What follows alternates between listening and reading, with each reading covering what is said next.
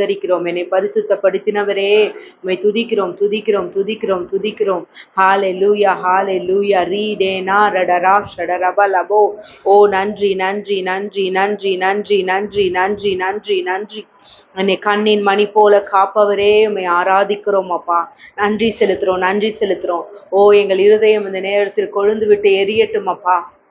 ஓ ரிபடான மரடர ஷடரபல பூதியான் தெரே ரீடென ஹதரட ரகதீன மராடல ஹதரடரா ஷடரபா. ஓமை துதிக்கிறோம் துதிக்கிறோம் துதிக்கிறோம் துதிக்கிறோம் துதிக்கிறோம்.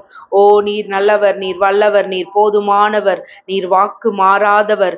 ஓ ஹalleluya ஹalleluya. என்னை பலப்படுத்துகிறவர், என்னை பரிசுத்தப்படுத்துகிறவர். ஓ நன்றி நன்றி நன்றி நன்றி நன்றி நன்றி நன்றி நன்றி நன்றி நன்றி. ஓ உமது கண்ணின் மணி போல எங்களை காத்தவர். ஓ தகப்பனே, வறண்ட நிலங்களை எல்லாம் ஓ செழிப்பாய் மாற்றுகிறவர். ஓ ராடா லா துன ஹதரட ஷடரபல பொதியாம் தெரே. ஓ லவ் யூ ஃபாதர். அப்பா மட்டும் கைவிடாதவர், இனியும் கைவிடாத நேசராய் எங்களோடு கூட எங்கள் மத்தியிலே உலாவி வருவதற்காக உம்மை ஸ்தோதரிக்கிறோம் அப்பா. நீர் இல்லாமல் அப்பா நாங்கள் இல்லாதபடிக்கு எங்களை அப்பா முற்று முடிய உமக்குள் எங்களை இணைத்து வைத்திருப்பவரே உம்மை ஆராதிக்கிறோம். Oh, thank you, thank you, thank you, thank you, Father. Rede na radara shadarabu libionto. Oh, தகப்பனே நன்றி செலுத்துறோம் நன்றி செலுத்துறோம் நன்றி செலுத்துறோம் தகப்பனே. Oh Father, we praise you Lord. அப்பா உங்க பிரசன்னத்தை, அப்பா உங்களுடைய அந்த அப்பா தகப்பனே அந்த எம்ப்ரேஸ்மெண்ட்டை அப்பா எல்லோரும் உணர்வத்தக்கதாக தகப்பனே அப்பா தகப்பனே உமது வல்லமையினால அப்பா உமது அந்த பிரசன்னத்தினால ஓ உங்க முகத்தில் வழிந்த அந்த பிரசன்னத்தினால அப்பா இந்த இடத்துல நீர் அப்பா எங்களை அப்பா தகப்பனே உருவாக்குவதற்காக உருவேற்றுவதற்காக உமக்கு நன்றி அப்பா. உமது வார்த்தைகள் எங்களை உயிர்ப்பிப்பதற்காக உமக்கு நன்றி செலுத்துறோம். எங்களை தாழ்த்தி அர்ப்பணிக்கிறோம்ப்பா. let your word refreshes. அப்போ உங்க வார்த்தை எங்களை மறுரூபப்படுத்தட்டும், எங்களை உற்சாகப்படுத்தட்டும் அப்பா. நாங்கள் எமோஷனல்ல எதையும் பேசாதபடிக்கு உங்க வாயினாக இருந்து அப்பா தகப்பனே உமது மனதிலிருந்து வருகிறவைகளை நாங்கள் பேசவும் அதை தியானிக்கவும் அப்பா நீர் எங்களை அப்பா ஆட்கொள்வதற்காக அப்பா உமக்கு நன்றி செலுத்துறோம். Oh thank you father, thank you father. We bless you lord. அப்பா உம்மை ஆராதிக்கிறோம், நன்றி செலுத்துறோம். எல்லா துதி கன மகிமையும் உமக்கே செலுத்துகிறோம். இயேசுவின் நாமத்தில் ஜெபிக்கிறோம் நல்ல பிதாவே. என்ன ஒர்க்கு? Hard work. ஹார்ட் ஒர்க்ன்றது என்னது? அப்படியே உழைச்சிக்கிட்டே நீ அப்படியே வேலை செஞ்சுக்கிட்டே குட்ட குட்ட குனியா, அதுதான் எகிப்திய வாழ்க்கை. எகிப்திய வாழ்க்கையில் என்ன பண்ண வச்சா? ஹார்ட் ஒர்க் பண்ணிட்டே நீ வேலை செய், நீ வேலை செஞ்சாதான் சம்பளம், நீ வேலை செஞ்சாதான் இது உனக்கு கிடைக்கும், வேலை செஞ்சாதான் இது. அப்போ அவன் மைண்ட் அவன் என்ன பண்ணான்? கடவுளை கொடுத்து இவங்களுக்கு டைம் இருக்கிறனால தானே கடவுளை கொடுத்து நினைக்கிறான். அப்போ இப்படியே பண்ணிடலாம் அப்படின்ட்டான். அப்படியே அவங்க வேலையை கொடுத்தே இது பண்ணிட்டான். ஆனா நீங்க கொஞ்சம் வார்த்தையில உயிர்ப்பிக்கும் பொழுது ஆண்டவர் உங்களுக்கு ஒரு ஸ்மார்ட் ஒர்க்கை தருவார். 8 மணி நேரம் 10 மணி நேரம் செய்யற வேண்டிய வேலையை ஞானமா நீங்க 4 மணி நேரத்துல முடிப்பீங்க. அந்த ரெஸ்டுக்குள்ள அது போதுமென்ற மனமே என்னது? மருந்து. போதுமென்ற மனசோடு இருங்க. பண ஆசை எல்லா தீமைக்கும் வேற இருக்குது. ஆனா பண ஆசைன்றதோட எனக்கு பணத்தினால தான் இந்த இதை நான் என்னது காரியம் நடக்கும்னு நீங்க ஒண்ணு வச்சுட்டு இருக்கீங்கல்ல, அது ட்ரூலி ராங். சொன்னேன் எனக்கு அந்த ஒரு ப்ராஃபிட் எனக்கு ஒரு தரிசனம் இந்த மாதிரி எல்லாம் வந்துச்சுன்னு சொல்லி காமிக்கும்போது அவர் சொன்னதெல்லாம் அது பெரிய பெரிய விஷயமா இருந்துச்சுன்னு அதை அப்படியே உள்ள வாங்கிக்கிட்டேன். ஆனா ஒரு விஷயம், அந்த ஒரு மீட்டிங்ல ஒருத்தர் ஐஃபோன் வச்சிருக்கும் போது ஒரு சின்ன பையன் என்ன பண்ணிட்டானா, அந்த ஐஃபோனை திருடிட்டு போயிட்டானே. எல்லாரும் திருடிட்டான் ஒரு வாய்ஸ் கேக்குதான், போனா போட்டோம் வாங்கிக்கலாம். அப்போ விலை உயர்ந்ததுதான் ஐஃபோன்றது. என்னது? விலை உயர்ந்துதான், விலை மதிப்பில்லாததுதான். ஆனா அது போனா போட்டோன்ற ஒரு மைண்ட் வரணும் தெரியுமா? அது எல்லாத்துக்கும் வருமா? இப்போ உங்க ஒன்றும் இல்லை, ரொம்பலாம் வேணாம். இத்தனோடு ஜிம்கி போட்டிருக்கீங்க, அந்த ஜிம்கி கீழே விழுந்துச்சுன்னா கிடைக்கலன்னா சோன்னு எப்படி பதறுவோம்? ஒன்றும் வேணாம், கோல்டுக்கே போக வேண்டாம், கொஞ்சம் நீங்கள் காஸ்ட்லியாக இருக்கிற ஏதோ ஒரு கம்மல் ஒரு ரொம்ப நம்ம ஊருக்கு 200 ரூபா 300 ஒன்று போனுச்சுனாவே என்ன பண்ணுறோம்? பதறோம். ஆனால் ஒரு ஐஃபோன் போயிருக்கு, லட்சத்துக்கு மேல இல்லையா? அந்த ஐஃபோன் பரவால்ல இன்னொன்னு வாங்கிக்கலாம் அப்படின்ற மைண்டு நமக்கு எப்போ வருதோ, அப்போ எனக்கு அது எப்படி ஃபீல் ஆச்சு அப்படின்னா, அப்போ இந்த மெட்டீரியலிஸ்டிக் இதுவே எனக்கு போனா பரவால்ல வாங்கிக்கலாம் அப்படின்றது வரும்பொழுது, என் ஜீவன்ல என்னுடைய சரீரத்துல ஒரு பிரச்சனை நடக்கும் பொழுது நிச்சயம் என்னாகும்? என் தேவனால் அதை உயிர்ப்பிக்க முடியும். எனக்கு அந்த வார்த்தை எனக்கெல்லாம் அதுதான் கிரியை செஞ்சுச்சு. போனா போட்டு வாங்கிக்கலாம். மெட்டீரியலிஸ்டிக் ஏன் வாங்க முடியும்னா, என் தேவன் என்னுடைய சரீரத்தை உயிர்ப்பிக்க முடியுமா முடியாதா? என் சூழ்நிலையை அவர் மாற்ற முடியுமா முடியாதா? அப்ப நான் ஏன் என் சூழ்நிலையை பார்த்து அச்சோ அப்படின்னு நான் கலங்கி உட்காரணும்? அப்படி என்னை என்ன பண்ணாரு? போன வாரம் மீண்டும் துளிர்க்க வச்சார். ஸோ வார்த்தையே நம்புனீங்கன்னா வார்த்தை உங்களை உயிர் பெற செய்யும். அதுக்கு தான் சொல்றேன், வார்த்தையின் மேல தாகமா இருங்க. உங்க சூழ்நிலையை கண்டு என்ன பண்ணிடாதீங்க, சோர்ந்து போகாதீங்க. வார்த்தைக்காக ஓடுங்க. வார்த்தைக்கு ஓட ஓட ஓட உலகம் உங்களை பைத்தியம்னு சொல்லலாம். ஆனா கண்டிப்பா சொல்றேன், நீங்க உங்க வார்த்தைக்காக ஓடுறீங்கன்னா உங்களுக்கு மட்டும் ஓடல, உங்க சந்ததியோட சந்ததியோட சந்ததியோட சந்ததியோட பிள்ளைங்களுக்காக நீங்க ஓடிட்டு இருக்கீங்க. ஏன்னா அந்த வார்த்தை உங்களுக்குள்ள விதைக்கப்படுது. அந்த வார்த்தை விதைச்சு ஒரு மரம் பாக்குறீங்கல்ல. இப்ப நான் இந்த ஊர்ல ஆச்சரியமா பாக்குற ஒரு மரத்தை பேசுறேன். ஹெட் போஸ்ட் ஆஃபீஸ் இருக்குல்ல, நம்ம என்னப்பா சத்திரத்துக்கு ஒரு போஸ்ட் ஆஃபீஸ் கிட்ட ஒரு மரம் இருக்கு. அத நான் சின்ன பிள்ளையில இருந்து பார்த்துட்டு இருக்கேன். எங்க அம்மா சொன்னாங்க, நான் ஒரு டைம் நான் இங்க பாருங்க இந்த மரம் எப்படி இருக்கு, நான் சின்ன பிள்ளையில இருந்து நான் பார்த்துட்டு இருக்கேன்னு எங்க அம்மா சொன்னாங்க. கிட்டத்தட்ட அதுக்கு எத்தனை வருஷம் இருக்கும்னே தெரியல. இப்ப நான் என்ன சொல்றேன், நான் 30-40 வந்துட்டு இருக்கேன். அப்ப அதுக்கு முன்னாடி எங்க அம்மா, அப்ப அதுக்கு முன்னாடி அந்த மரம் எப்படி இருக்குன்றது. அப்போ ஒரு விதை, ஒரு சின்ன விதை, ஆலமரத்தோட விதை பார்த்திருக்கீங்களா? ஆலமரம் விதை தெரியுமா? இத்தனூண்டு விதை. அந்த இத்தனூண்டு விதை அங்க போட்டு அது முளைச்சு இன்னைக்கு அந்த இடமே எப்படி சொல்றது, அந்த இடம் போனா நீங்க நின்று பாருங்களேன். அங்க போய் அங்க கொஞ்சம் ஒரு 5 நிமிஷம் இல்லைங்களேன், அங்க ஒரு கூலிங் வரும். எங்கேயா தேடி போய் அந்த போஸ்ட் ஆஃபீஸ்குள்ள இருக்கிற கூலிங்கே காரணம் அந்த ஒரு மரம் தான். அப்போ அவ்வளவு தூரம் ஒரு மரம், ஒரு விதை இன்னைக்கு இத்தனை பேத்துக்கு நல்லது செஞ்சுட்டு இருக்குன்னா, இப்ப வார்த்தையாக விதை நீங்க உங்களுக்குள்ள போடும்போது அது உங்களோட அழியறது இல்லை. இது எங்க கொண்டு போறீங்க? உங்க வித்துக்குள்ள போறீங்க. உங்க சந்ததி அதை எடுக்குது, அடுத்த சந்ததிக்கு பாகுது, அடுத்த சந்ததிக்கு பாயுது, அடுத்த சந்ததிக்கு பாயுது. ஸோ அதனாலதான் வார்த்தைய விதையா நினைச்சு அதை உங்களுக்குள்ள போடுறதுல ரொம்ப கவனமா இருங்க, ரொம்ப ஜாக்கிரதையா இருங்க. அதை எப்பெல்லாம் அதாகுதோ அந்த வார்த்தை விதை என்ன பண்ணிட்டே இருக்கும், துளுத்துக்கிட்டே இருக்கு, இலை விட்டுக்கிட்டே இருக்குல்ல. இலை விட்டுட்டே இருக்குன்னா என்ன அர்த்தம்? அது இருக்கு, நான் உனக்குள்ள இருக்கேன், ஜீவன் தரும். அந்த வார்த்தை உங்களுக்குள்ள இருந்து டக்கு டக்குன்னு பேசிட்டே இருக்கும். அப்ப பேசும்போதெல்லாம் என்ன இருக்கே, உனக்குள்ள இருக்குது, ஏற்கனவே உனக்குள்ள இருக்கு, நான் துளிர்க்க செஞ்சுக்கிட்டே இருக்கேன் அப்படின்னு சொல்லிக்கிட்டே இருக்கிறவர் தான். ஸோ அதனால மீண்டும் சொல்றேன், give honour to the word. உங்களை திட்டணும், உங்களை காயப்படுத்தணும் எனக்கு ஆசை கிடையாது. But how you honour the வேர்டுன்றது ரொம்ப முக்கியமா இருக்கு. ஓகே, கர்த்தர் நல்லவர். மே மாதம் இப்போதான் தொடங்கின மாதிரி இருக்கு. 4ஆம் தேதிக்குள்ள வந்தாச்சு. Yes to the holy spirit. Actually அது வாழ்வியலினுடைய தொடர்புடையதுன்னு அதுல என்ன பேசுன, அதை ஏதாவது ஒன்று ஃபாலோ பண்ணிட்டு இருக்கீங்களா இதுவரையும்? அந்த மெசேஜ்ல என்ன பேசுனாச்சு தெரியுமா? Say yes to the holy ஸ்பிரிட்ல உங்களுக்குள்ள சொல்றத கேளுங்க. உங்க ஆவிய, பரிசுத்த ஆவியானவரத கேட்கறத அப்புறமா கேட்டுக்கோ. ஃபர்ஸ்ட் என்ன பண்ணுங்க, உங்க ஆவிக்கு நீங்க மரியாதை கொடுக்குறீங்களா? உங்க ஆவிக்கு நீங்க மதிப்பு கொடுக்குறீங்களா? உங்க ஆவிய நீங்க நேசிக்கிறீங்களா? Love yourself. அப்பதான் ஆண்டவரே சொல்றாரு, உன்னை நேசிப்பது போல பிறனையும் நேசின்றார். ஸோ அன்லெஸ் நீங்க உங்களை நேசிக்காத வரையும் பிறனை என்ன பண்ணவே முடியாது, நேசிக்கவே முடியாது. ஸோ அவர் நம்மளை கூப்பிட்டுருக்கிறது ஃபர்ஸ்ட் ஒன்ன நேசி, ஃபாலோ யோர் ஸ்பிரிட். உங்க ஆவிக்கு நீங்க மதிப்பு கொடுக்க அது என்ன ஆகும்? ஆவியானவரோட அந்த உங்க ஆவியானவரோட இருக்கிற அந்த தொடர்பை உங்களுக்கு சொல்லி கொடுக்கும். அதுதான் இப்போ உங்களுக்கு ஒரு ஃப்ரெண்ட் இருக்காங்க. உங்க ஃப்ரெண்ட் இருக்காங்க.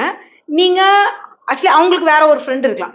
அவங்களுக்கு பெஸ்ட். ஆனா நீங்க உடனே உங்களுக்கு ஃப்ரெண்ட்னா ஹாய் இதான் என் ஃப்ரெண்டுன்னு எக்ஸ்ப்ளோர் பண்ண மாட்டாங்க. ஃபர்ஸ்ட் இவங்க என்ன பண்ணுவாங்க? அவங்க என்ன பண்ணுவாங்க? உங்க கூட பழகுவாங்க. அவங்க பழக பழக உங்க மேல ஒரு நம்பிக்கையை வந்து ஒரு ஒரு இது வரும்போது ஆட்டோமேட்டிக்கா அவங்க என்ன பண்ணுவாங்க? பாருப்பா உன்ன மாதிரியே எனக்கு இன்னொரு ஃப்ரெண்ட் இருக்கா, நீ என்னெல்லாம் இது பண்ணியோ அவ என் கூடயும் இருந்தா அப்படின்னு அவங்க என்ன பண்ணுவாங்க? அந்த ஃப்ரெண்டை இன்ட்ரடியூஸ் பண்ணி விடுவாங்க. இதுதான் ஆவியில இருக்கிற வாழ்க்கை. ஸோ உங்க ஆவிக்கு நீங்க பழக பழக பழக என்ன சொல்றது, மரியாதை கொடுக்க உங்க ஆவியோடு நீங்க பேச பேச அந்த ஆவி சொல்லும், நான் உனக்கு இதெல்லாம் பேசிட்டு இருக்கேன்ல, இது எனக்கு யார் சொல்லித்தராரு தெரியுமா அப்படின்னு ஆவியானவர் தன்னோடு இருக்கிற ஆவியானவரை உங்களுக்கு என்ன பண்ணி வைப்பா? ஐடென்டிஃபை பண்ணி வைக்கும். இதுதான் சின்ன இது. பட் இதுக்கு முதல்ல யாரை நீங்க ஃபாலோ பண்ண வேண்டியதா இருக்கு? உள்ள என்ன சொல்லுது. ஸோ ஏதோ ஒரு செய்தி கேட்க வரோம், ஞாயிற்றுக்கிழமையாருன்னா சர்ச்சுக்கு வரோம், ஏதோ ஒரு பூசை பார்க்குறோம், வார்த்தை கேட்குறோம் அப்படின்னா நீங்கள் இங்கே வரணும்னு அவசியம் இல்லை. நீங்கள் வேற எங்கேயும் போய்க்கலாம். நான் உங்களுக்கு குறைய சொல்ல மாட்டேன். ஆனால் நம்ம இங்கே நான் பேசணும்னு விரும்புகிறதும் வாழணும் இது பண்ணணுன்றது வாழணும். இந்த வார்த்தையில நீங்க வாழணும். இதை வாழாம இங்கிருந்து அங்க போகும்போது நீங்க விட்டுட்டு போறீங்கன்னா நம்ம இன்னும் இப்படியே தான் இருப்போம். எத்தனை வருஷம்னாலும் இப்படியே தான் இருப்போம். ஆனா நம்ம பெருகணும்னு ஆட்கள் கூட்டத்தை நான் சொல்லவே இல்லை. நீங்க வெளியில போயும் வார்த்தையினால நீங்க வளர்ந்தாதான் அங்க போய் ஃபில் பண்ண முடியும். ஆவியானவர் எனக்குள்ள இருக்கிறாருன்ற அறிவு வந்ததுக்கு அப்புறம் தான் ஆவியானவர் என் மேல் இருக்கிறாருன்றத சொல்ல முடியும். ஆவியானவர் எனக்குள்ள இருக்கிறாருன்றதே நான் ரெகக்னைஸ் பண்ணாத போது என் மேல் இருக்கிற ஆவியானவரை மற்றவங்க எப்படி ரெகக்னைஸ் பண்ணுவாங்க? உங்களுக்குள்ள ஆவியானவர் இருக்கிறாருன்றதாச்சும் தெரியுதா? அவரை அக்னாலேஜ் பண்ணிருக்கீங்களா? எப்படி அவரை தெரிஞ்சுக்கிறீங்க? அவர் என் கூட இருக்கிறாரு அப்படின்னு நீங்க எப்படி அவரை அத்தாச்சி கொடுக்குறீங்க? டெய்லி அவரை எப்படி நீங்க பாக்குறீங்கன்னு கேக்குறேன் நான். அதான் டெய்லி கேக்குறீங்களா? டெய்லி பேசுறீங்களா அவர் கூட?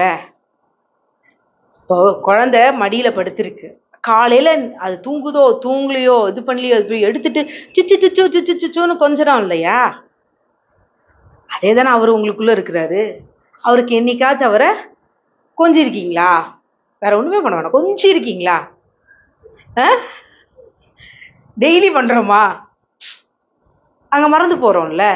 கணவர் இருக்காரு, காலையில வேலைக்கு போயிடாரு, மத்தியானம் சாப்பிட்டாரா, நைட்டு தூங்கினாரா, காலையில எழுந்திரிச்சு காப்பி போட்டு எனக்கு கொடுத்தாரா, இப்படியெல்லாம் பாக்குறோமா இல்லையா? ஆனா ஹவு உங்களுக்குள்ள இருக்கிறவரை நீங்க எப்படி மரியாதை கொடுக்குறீங்க, அவரை எப்படி நீங்க நேசிக்கிறீங்க? இதுதான் ஆவியானவரோடு நீங்க வாழ்ந்துட்டோம்னா எந்த சிச்சுவேஷனா இருந்தாலும் நம்ம என்ன பண்ணிட்டு வந்துருவாரு? மேல தூக்கிட்டு வந்துடுவாரு. காற்றை பார்த்து இறையாதே அமைதலா இருன்னு சொன்னார் இல்லையா? அப்ப ஏன் எனக்கு ஒரு சிச்சுவேஷன் வருமோ நான் ஏன் அங்க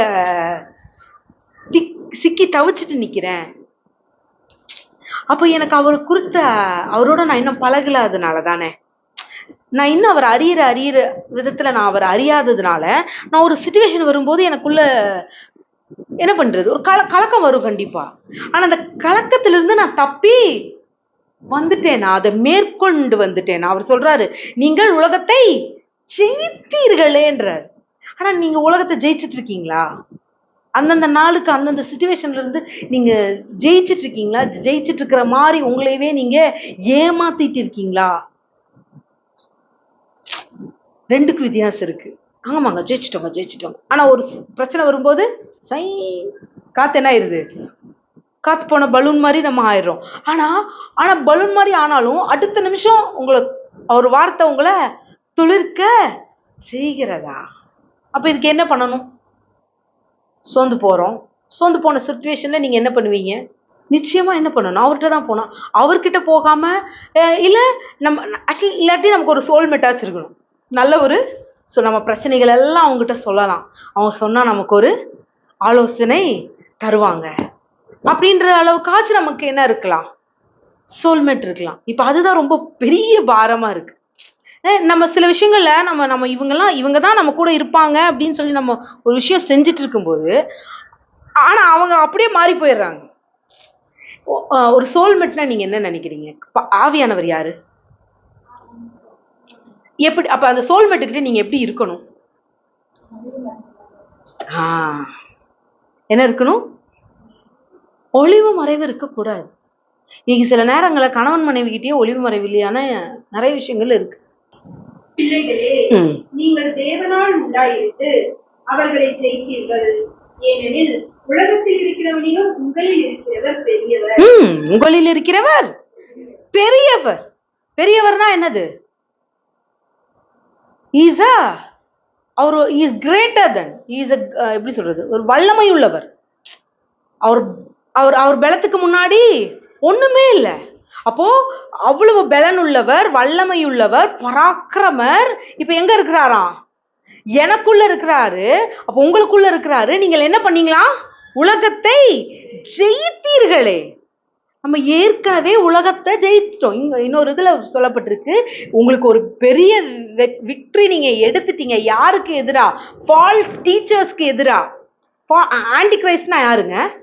கிறிஸ்துவ சொன்ன வாழ்க்கையிலிருந்து ஆப்போசிட்டா வாழ்றவங்க எல்லாருமே என்னதான்? ஆன்டி கிரைஸ்ட் தான். இது ஒரே ஒரு தூக்கு கூட என்ன? அன்பு. ஒன்றும் இல்லை, ஆண்டவர் 10 கட்டில் அந்த கட்டில் இந்த கட்டில் எல்லாத்தையும் ஒடிச்சிட்டு டக்குன்னு ஒன்றுல நிறுத்திட்டார். அன்பே பிரதானன்ட்டார். அன்பு தான், லவ் ஒன் அனதர். அதுதான் என்னது ஆண்டவர் கொடுத்த ஒரே கமாண்ட். அப்போ உடன்படிக்கையின் மத்தியஸ்தருக்குள்ள இருக்கிற ஒரு டிவைன் கமாண்ட் என்னது? அன்பு, லவ் ஒன் அனதர். இதுதான் அவர் வச்ச இது. So greater is inside me. பெரியவர் எனக்குள் இருக்கிறார். அதெல்லாம் நான் என்ன பண்ணிட்டேன்? உலகத்தை ஜெயிச்சிட்டேன். ஆனா இன்னைக்கும் வஞ்சகத்தின் ஆவி, உலகத்தின் ஆவி என்னை மேற்கொண்டுட்டு இருக்கு. எதனால? இதை நான் அறியாததுனால. அவர்கள் உலகத்திற்குரியவர்கள் ஆகையால் உலகத்திற்குரியவைகளை பேசுகிறார்கள். உலகமும் அவர்களுக்கு செவி கொடுக்கும். நாங்கள் தேவனால் உண்டானவர்கள். தேவனை அறிந்தவன் எங்களுக்கு செவி கொடுக்கிறான். தேவனால் உண்டாயிராதவன் எங்களுக்கு செவி கொடுக்கிறதில்லை. இதனாலே சத்திய ஆவி இல்லதென்றும் வஞ்சக ஆவி இல்லதென்றும் அறிந்திருக்கிறோம். 1 யோவான் 4:6 மட்டும். நாங்கள் தேவனால் உண்டானவர்கள். தேவனை அறிந்தவன் எங்களுக்கு செவி கொடுக்கிறான். தேவனால் உண்டாயிராதவன் எங்களுக்கு செவி கொடுக்கிறதில்லை. இதனாலே சத்திய ஆவி இல்லதென்றும் வஞ்சக ஆவி இல்லதென்றும் அறிந்திருக்கிறோம். என்ன புரிஞ்சு? நான் தேவனாலே உண்டானவன். சோ தேவனாலே உண்டானவன் தேவனால் சொல்லப்படுவதை என்ன பண்றான்? கேட்கறான். அப்ப கேட்காதவன் தான் யாரு? வஞ்சகாவி. தெரிஞ்சுக்கலாம். அப்போ நீங்க ஒரு வார்த்தையை ஒருத்தவங்களுக்கு நம்ம சொல்றோம், ஆண்டவர் இயேசு கிறிஸ்து பத்தியோ ஒரு விஷயத்தை பத்தி நம்ம சொல்றோம். ஆனா அவங்க ஏத்துக்கல அப்படின்னா நம்ம என்ன பண்றது நல்லது? அவர்களை விட்டு விலகுவது நல்லது. ஒரு சாட்சியானது 2-3 தடவைகளாலே உறுதிப்படுத்தப்படும். அப்ப நம்ம சொல்லும் பொழுது அவர்கள் அதை ஏற்றுக்கொள்ளும் பொழுது ஏற்றுக்கொள்ளட்டும். இல்லாட்டி நம்ம என்ன பண்ணிடணும்? அந்த இடத்த விட்டு விலகணும். இதுதான் சத்தியாவிக்கும் வஞ்சகாவிக்கும் உள்ள டிஃபரன்ஸ். அவங்க கூட நம்ம பிணைக்க வேண்டிய அவசியம். ஸோ எனக்குள் இருப்பவர் பெரியவர். ஜென்சி லாங்குவேஜ்ல சொன்னா சத்தியாவின்னு என்னது? No cap. மெய்யாகவே. ஜென்சி லாங்குவேஜ் தெரியுமா? ஒன்று இதாயிட்டு இருக்குல்ல, கேப் அப்படின்னா லை, பொய். இப்போ நோ கேப் அப்படின்னா என்னது? உண்மை. எப்படிப்பட்ட உண்மை? மாற்றப்படாத உண்மை. மெய்யாகவே. அப்ப சத்திய ஆவியானவர் என்றவர் யாரு? No cap. சத்திய ஆவியானவர் கர்த்தர் அல்லவர். ஸோ எனக்குள் இருப்பவர் எனக்குள் எப்படி இருக்கிறாரா? நிலைத்து இருக்கிறார். நான் நிலைத்திருக்கும்படிக்கு அவர் எனக்குள் என்ன இருக்கிறாரு? நிலைத்திருக்கிறார். நீங்க அதை எப்படி தெரிஞ்சுக்கிறீங்க அவர் எனக்குள் நிலைத்திருக்கிறார்ன்றத? அவருடைய ஆவி உங்களுக்கு சொல்லி இருக்கு. நான் அவருடைய பிள்ளையாக இருக்கிறேன். 1 யோவான் 3:24. அவருடைய கட்டளைகளை கைக்கொள்ளுகிறவன் அவரில் நிலைத்திருக்கிறான், அவரும் அவனில் நிலைத்திருக்கிறார். அவர் நம்மில் நிலைத்திருக்கிறதை அவர் நமக்கு தந்தருளின ஆவியினாலே அறிந்திருக்கிறோம். சோ அவர் உங்களுக்குள்ளதான் நிலைச்சு இருக்கிறாரு. அதை எதனால தெரிஞ்சுக்கிறீங்க? அவர் தந்த ஆவியினாலே அறிந்து இருக்கிறோம். அதனாலதான் வசனம் சொல்லுது 1 கொரிந்தியர் 6:19, உங்கள் சரீரமானது நீங்கள் தேவனாலே பெற்றும் உங்களில் தங்கியும் இருக்கிற பரிசுத்த ஆவியினுடைய ஆலயமாய் இருக்கிறது என்றும் நீங்கள் உங்களுடையவர்கள் அல்லவென்றும் அறியீர்களா? நான் என்னுடையவளே அல்லவே, என் சுய இஷ்டத்துக்கு நான் செயல்படுறதற்கு என்னுடையவள் அல்லவே. நான் கிறிஸ்துவுக்குள்ள மரிச்சிருக்கிறேனே, கிறிஸ்து தானே எனக்குள்ள வாழ்கிறாரு. அப்ப கிறிஸ்து செய்ய நினைப்பதையும் கிறிஸ்து செய்ய எனக்குள்ள இருந்து வாழ்வதையும் தானே நான் வாழ்வதற்கு அழைக்கப்பட்டிருக்கேன். அப்ப நான் ஏன் கேட்கறது இல்லை அவர்கிட்டப்பா இன்னைக்கு என்ன, இன்னைக்கு நான் வாட் டு டூ, உங்க கூட இணைஞ்சு நான் என்ன செய்யணும் அப்படின்னு இங்கிருந்து கேட்காம நம்ம என்ன பண்ணிடுறோம், நம்ம சுயேஷத்துக்கு இங்க இருந்து கேட்டுறோம். காலையில 8 மணிக்கு இங்க போகணும், 10 மணிக்கு அங்க போகணும், 15 மணிக்கு இங்க போகணும், எல்லாம் அப்படி எப்படி பிளான் பண்ணி கர்த்தாவே நான் போறேன் என் கூட வாங்க. இதுதான் நம்ம ப்ரேயரா இருக்க ஒழிய daddy where I want to go, இந்த இடத்துல நான் எங்க போகணும், இப்ப இந்த இடத்துல நான் என்ன செய்யணும், நான் என்ன பேசணும், இதுதான் நம்ம உலகம். அப்படியே இது கஷ்டம் இல்லை, இது ஈஸி தான். ஆனா இப்ப இது நமக்கு கஷ்டம் மாதிரி மாறிடுச்சு. இந்த வாழ்க்கைக்கு தான் நீங்களும் நானும் அழைக்கப்பட்டிருக்கோம். நல்லா புரிஞ்சுக்கோங்க. நான் என் சுயத்துல செய்யாம நான் அவரோட விருப்பத்துக்கு செய்யறதுக்கு தான் அழைக்கப்பட்டிருக்கோம். இது என்ன ஆயிடுச்சுன்னா, இப்ப நான் ஸ்டாரிங்கை போட்டு சொய் ஓட்டி பழகிட்டேன். இப்ப ஸ்டாரிங்ல இருந்து கையை எடுனா நான் இன்னும் அவரை நம்பல, அதனால அந்த ஸ்டாரிங்ல இருந்து கையை எடுக்க மாட்டேன்றேன். அதனால என் மைண்டே என்ன ஆயிட்டே இருக்கு, ஆப்ரேட் ஆயிட்டு இருக்கு. நம்ம மைண்ட் ஆப்ரேட் ஆகிட்டே இருக்கும். இது அடுத்தது இதை செய்யணும், இது அடுத்தது அதை செய்யணும், இது அடுத்தது அதை பண்ணணும்ட்டு இது ஒரு ஆர்டர் கொடுத்துட்டுதா அந்த ஆர்டருக்கு நம்ம அவரை இழுத்துட்டு போறோம். இப்ப நம்ம என்ன பண்ண வேண்டியதா இருக்கு, 100ல போயிட்டு இருக்கிற உங்களைய திருப்பி நீ 10ல ஓட்டுன்னு சொன்னா எவ்வளவு கஷ்டமா இருக்குமோ அதுதான். ஆனா செஞ்சுதான் ஆகணும். நீங்க ஆவியானவருக்கு விட்டு கொடுக்குறீங்கன்னா ஃபர்ஸ்ட் உங்க எண்ணத்தை குறைக்க வேண்டியதா இருக்கு. ஸ்பீடு, அதான் சொல்லுவாங்க மென்டல் டயேரியா. இங்க மென்டல் மைண்ட் என்ன பண்ணிட்டே இருக்கு, பரப்பர கண்டதையும். இப்ப இங்க உட்கார்ந்துட்டு இருக்கும்போது அப்படியே ஓடுது. அத என்ன பண்ணுங்க, இழுத்து நிறுத்தி லாக் போடுங்க. ஃபர்ஸ்ட் இங்க ஸ்டாப் பண்ணுங்க. லூஸ் மோஷன் போனா மாத்திரையை போட்டு என்ன பண்றோம், ஸ்டாப் பண்றோம்ல. அப்ப இந்த லூஸ் மோஷன் எப்படி ஸ்டாப் பண்றது, வார்த்தையை அனுப்புனா மட்டும்தான் அங்க என்ன ஆகும், அந்த லூஸ் மோஷனு ஸ்டாப் ஆகும். சொல்லணும் ஃபர்ஸ்ட், கடல் நடக்கிற பிரச்சனையை பார்த்து இறையாதே அமைதலாயிருல. ஃபர்ஸ்ட் உங்க மண்டையை பார்த்து சொல்லுங்க, ஐய் மூச்சு இறையாதே அமைதலாயிரு. நான் இங்க என்ன கவனிச்சுட்டு இருக்கிறேன், நீ என்னத்தை யோசிச்சுட்டு இருக்க, இறையாதே அமைதலாயிரு அப்படின்னு சொல்லி ஃபர்ஸ்ட் உங்க மண்டைக்கு கமெண்ட் பண்ண ஆரம்பிச்சிட்டோம்னா ஆட்டோமேட்டிக்கா அது ஸ்லோவா ஆக்டிவேட் ஆயிரும். ஆமா இவ என்ன சொன்னாலும் நம்மளைய இனிமேல் இறையாதேன்னுவா. அதனால நம்ம பேசாம அவ பேச்சுக்கு இழுப்போம், இருந்து போனா அது அமைதியாயிரும். இப்ப அங்க அமைதியாக உங்க ஹார்ட்ல இருந்து அவரோட வேர்டு பபுள் ஆகும். அவருடைய அந்த உங்களுக்கு வைத்திருக்கிற திட்டங்கள் இதெல்லாம் பபுள் ஆகும். இங்கிருந்து உங்களுக்கு எப்பவுமே நல்லா தெரிஞ்சுக்கோங்க, உங்க ஹார்ட்ல இருந்து சொல்யூஷன் தான் வரும். இங்க இருந்து என்ன தெரியுமா வரும், ஐயோ நான் என்ன பண்ணட்டும் இந்த சிச்சுவேஷன் இப்படி இருக்கே, நீ தாக்க முடியலையே, எனக்கு வலிக்குதே, யாருமே இல்லையே எனக்கு அப்படின்னு இது புலம்பும். சரியா? ஆனா இது கொஞ்சம் இறையாதே அமைதலா இருன்னு சொல்லிட்டு அப்படியே அவர் பிரசன்ஸ்ல நீங்க அப்படியே அமைந்திருந்தீங்கன்னா அவர் சார் கவலைப்படாத நான் இருக்கேன், இப்படி பண்ணலாமே, இதுக்கு பதிலா நீ இங்கே போலாமே, இப்படி செய்யலாமே அப்படின்னு என சத்திய ஆவியானவர் சகல சத்தியத்திற்குள்ளும் உங்களை நடத்துவார், உங்களுக்கான ஆலோசனையை தருவார். ஸோ இங்கே இறையும் போது இங்கே ஸ்டாப் பண்ணிட்டு லிசன் டு யுவர் ஹார்ட். பிரச்சனைகள் வரும் பொழுது உங்க ஹார்ட்டுக்கிட்ட என்ன பண்ணுங்க, கேளுங்க. கோபம் அப்படியே பிச்சுக்கிட்டு வருதா, கொஞ்சம் அப்படியே இறையாதே அமைதா. நல்லா பாருங்க, கோபம் எங்கிருந்து வரும், இங்க இருந்தா வரும். கலக்கம் எங்கிருந்து வரும், இங்க இருந்தா வரும். சந்தேகம் எங்கிருந்து வரும், இங்க இருந்தா வரும். பயம் எங்கிருந்து வரும், இங்க இருந்தா வரும். ஆனா அன்பு எங்கிருந்து வரும், இங்க இருந்து வரும். சந்தோஷம் எங்கிருந்து வரும், இங்க இருந்து வரும். அதுக்கான உங்க வார்த்தைக்கான உங்க வாழ்க்கைக்கான தீர்வு எங்கிருந்து வரும், இங்கிருந்து வரும். இன்னும் எனக்குள்ள இருக்கிற பாடி பார்ட்ஸையே நான் பிரிச்சு பார்க்காததுனாலதான் எது எங்கிருந்து வருதுன்றது தெரியல. அப்ப எனக்குள்ள இருந்து தானே வருது, கோபமும் எனக்குள்ள இருந்து தானே வருதுன்றீங்க. ஆனா சொல்லுங்க, கோபம் உங்க இருதயத்துல இருந்து வரதில்லை, இங்க இருந்து வருது. ஸோ இதை உங்களால கண்ட்ரோல் பண்ண முடியுமானா கண்ட்ரோல் பண்ண முடியும் இயேசுவினா. ஏன்னா நான் யாரா இருக்கேன்? அவர் தங்கி இருக்கிற ஆலயமாக இருக்கிறேன். ஆமென். ஸோ ஃபர்ஸ்ட் உங்களை நீங்க ஹானர் பண்ணுங்க, உங்களை நேசிங்க. உங்க கண்ணை பாருங்க, உங்க மூக்கை பாருங்க, உங்க வாயை பாருங்க, எவ்வளவு அழகா இருக்கு. என்னோட கண்கள் எவ்வளவு அழகா இருக்கு, அவர் ரூபத்தின்படி உருவாக்கப்பட்டிருக்கேன். இப்ப நீங்க உங்களை நேசிக்க நேசிக்க நீங்க உங்க கணவரை நேசிப்பீங்க, உங்க பிள்ளைகளை நேசிப்பீங்க, உங்க என்ன சொல்றது மாமியார மாமனார, உங்க உற்றார் உறவுகளை, வீதியில் இருக்கிறவங்கள, இப்படி நம்மளுடைய நேசம் தான் எக்ஸ்டெண்ட் ஆகும். நம்மளுடைய வைராக்கியம் எக்ஸ்டெண்ட் ஆகக்கூடாது, நம்மளுடைய கோபம், நம்மளுடைய மூர்க்கம் எக்ஸ்டெண்ட் ஆகக்கூடாது. நம்மளுடைய அன்பு தான் என்ன ஆகணும்? அன்பின் எல்லை விரிவாகும். கிறிஸ்து அப்படிதான் வந்தார். கிறிஸ்து சிலுவையில மறிக்கிற வரையும் அவருடைய எல்லை எதுதான்? அதுதான். ஆனா அவரை பைத்தியக்காரனா பார்த்தாங்க. போச்சு, நீயே வர முடியல, நீ இந்த உலகத்தையே நீ ரசிக்க போறியா? ஆனா எப்போ என் ஆவியே உங்க கையில கொடுக்குறேன்னு சொல்லி அந்த அன்பு வலிஞ்சு ஓடிச்சோ, இன்ன வரையும் அந்த அன்பை என்ன பண்ண முடியல, யாராலும் நிறுத்த முடியலங்க. இன்னைக்கு ஒருத்தர் ரசிக்கப்பட்டு இருக்கான், உங்களுக்கு தெரியுமா? எப்படி இன்னைக்கு ஒரு குழந்தை பிறந்துட்டே இருக்குதுன்றாங்கல்ல, அது மாதிரி இன்னைக்கும் இந்த நாளுக்கென்று உரியவர்கள் ரசிக்கப்பட்டு கொண்டே தான் இருக்கிறாங்க. அதை ஒருத்தராலும் தடை பண்ண முடியாது. பயத்தை கொண்டு வரான்.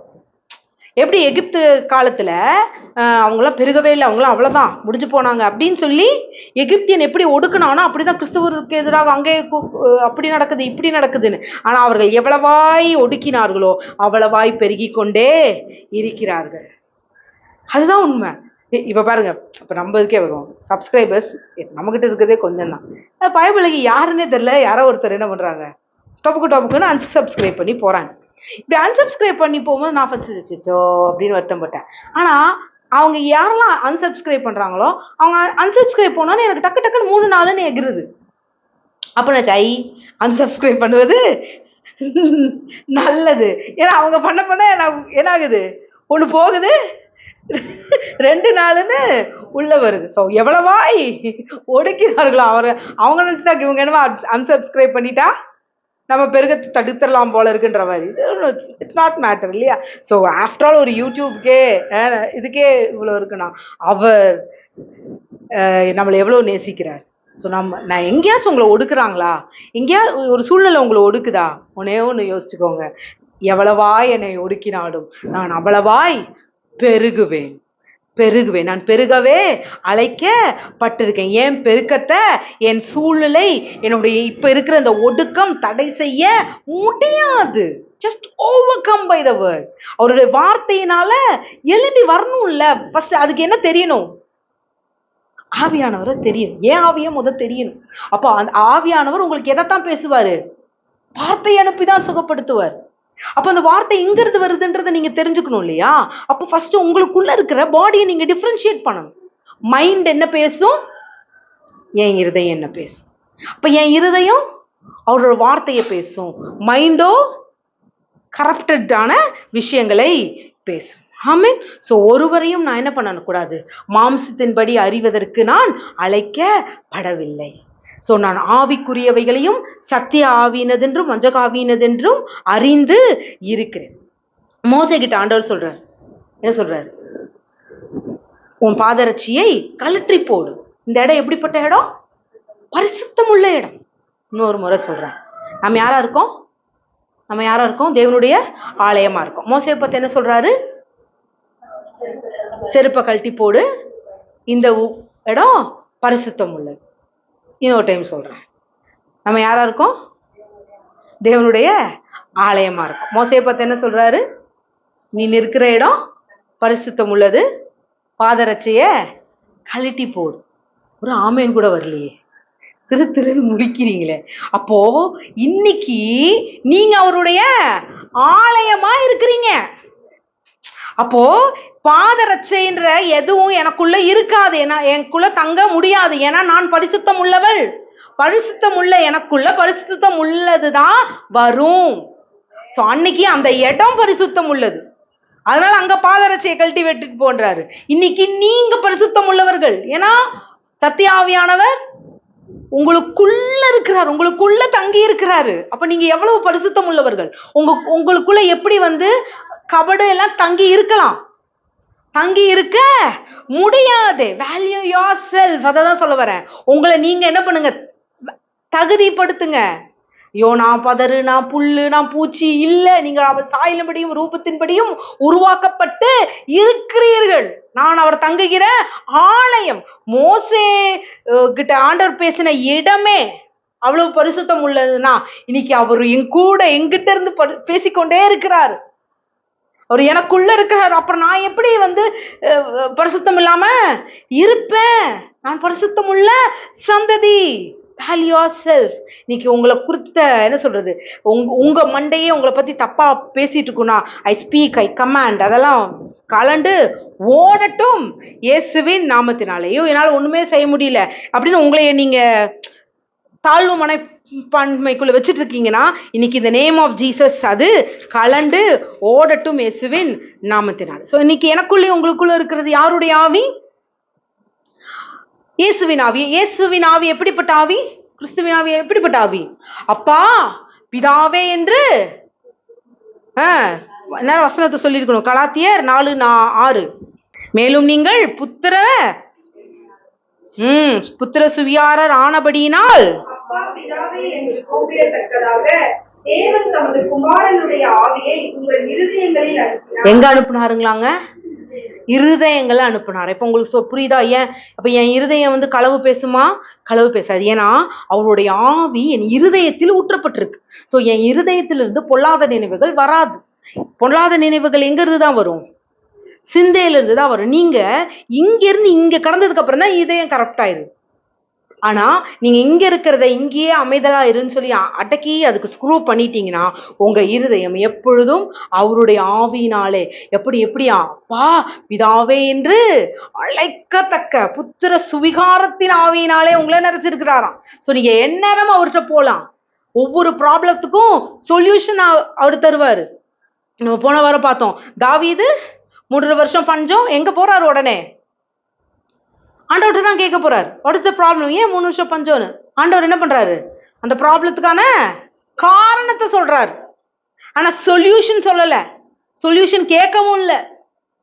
ஏன் அவர் கேட்காமே சொல்லியிருக்கலாம்ல அப்படின்லாம் இல்ல. அவர் ஃப்ரீ வில்ல தான் உருவாக்கி இருக்கிறார் நம்மளைய. ஸோ இன்னைக்கு ஒரு பிரச்சனை உங்களுக்கு சூழ்ந்து வரும்போது, அந்த பிரச்சனையிலிருந்து நான் இப்படியாக விடுபடணும் அப்படின்னு நீங்க என்ன பண்ணிக்கிறீங்க? ஒரு ஸ்கெட்சை போட்டுட்டு, ஆண்டவரே நான் இப்படி விடுபடணும், எனக்கு விடுதலையை தாங்கன்னு கேட்டுட்டு இருக்கோம். உங்களுக்கு புரியுதா? ஆனா நம்ம என்ன பண்றது இல்ல. ஏன் இதுல நான் மாட்டிக்கிட்டேன், what is the reason for this ப்ராப்ளம்னு கேட்கல. அப்ப அவருக்கு கண்டிப்பா அந்த ப்ராப்ளம் எதனால வந்துச்சுன்னு சொல்லுவாரு. ஒண்ணு. அடுத்தது நீங்க என்ன கேட்கணும்?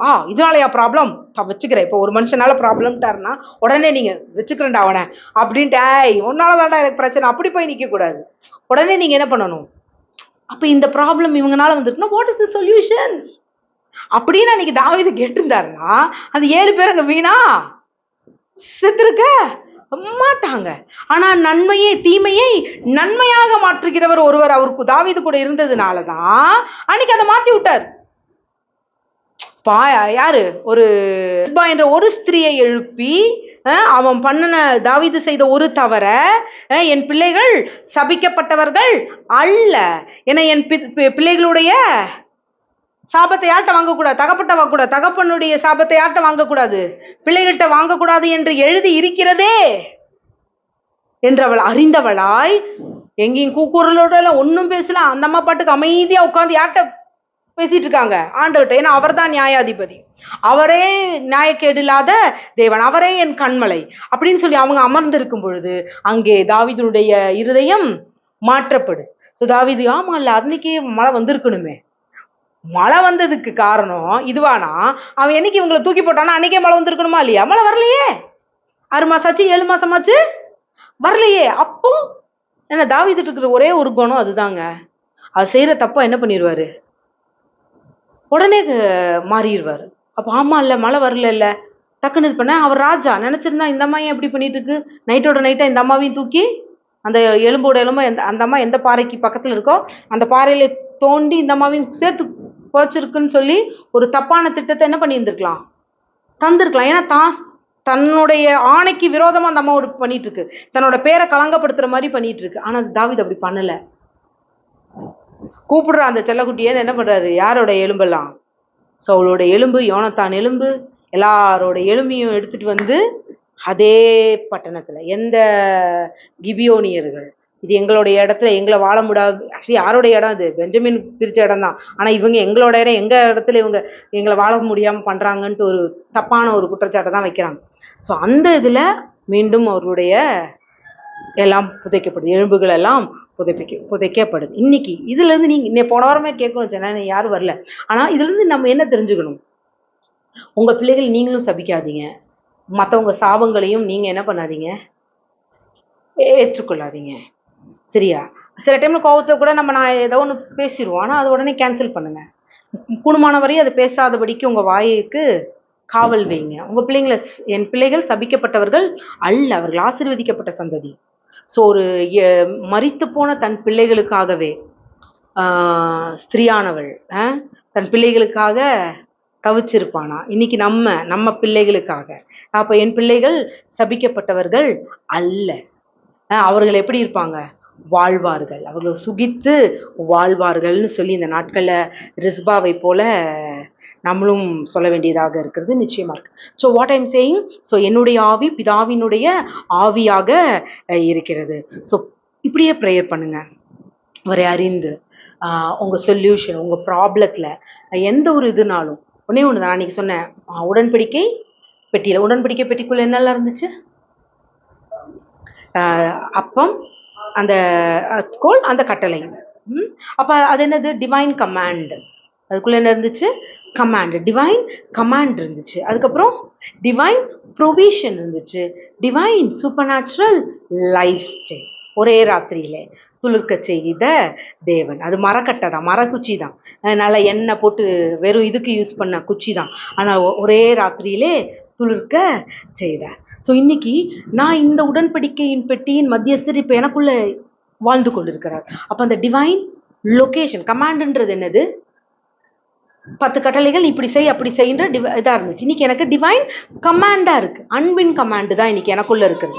ஸோ எனக்குள்ள இருக்கிறது என்னது, டிவைன் கமாண்ட் இருக்கு, டிவைன் ப்ரொவிஷன் இருக்கு, divine super natural life style இருக்கு. ஆனால் இன்னைக்கு உங்களுக்கு ஒன்று தெரியுமா, மெடிக்கல்ஸ் சாப்பிட்ற மாத்திரைகள் இதெல்லாம் தப்பு சொல்லலை, ஆனால் நல்லா புரிஞ்சுக்கோங்க, இந்த மாத்திரைகள் எல்லாம் நீங்கள் அந்த டிவைன் ஹீலிங்கை நோக்கி போகாதபடிக்கு தடை உண்டு பண்ணுது.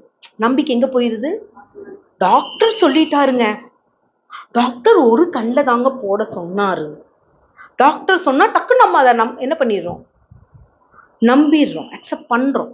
அப்போ அது ஒன்று. ஸோ இப்போ நம்ம எதை மறந்துடுறோம், டிவைன் ஹீலிங்கை விட்டுறோமா. அடுத்தது டிவைன் ப்ரொவிஷன், மன்னாவை அனுப்பி கொடுத்தார். இன்னைக்கு சொல்றாரு, ஏன் அப்பத்தையும் ரசத்தையும் என்ன பண்ணுங்க, பானம் பண்ணுங்க. It is a divine provision for us இல்லையா, எல்லாத்துக்கும். ஆனா நம்ம வேலை 8 மணி நேரம் வேலை, 10 மணி நேரம் வேலை, 12 மணி நேரம் வேலை போட்டு வேலை வேலை வேலை வேலை, இந்த வேலை என்ன பண்ணிருச்சு, எனக்கு வர வேண்டிய டிவைன் ப்ரொவிஷனை நான் லாக் பண்ணிட்டேன்.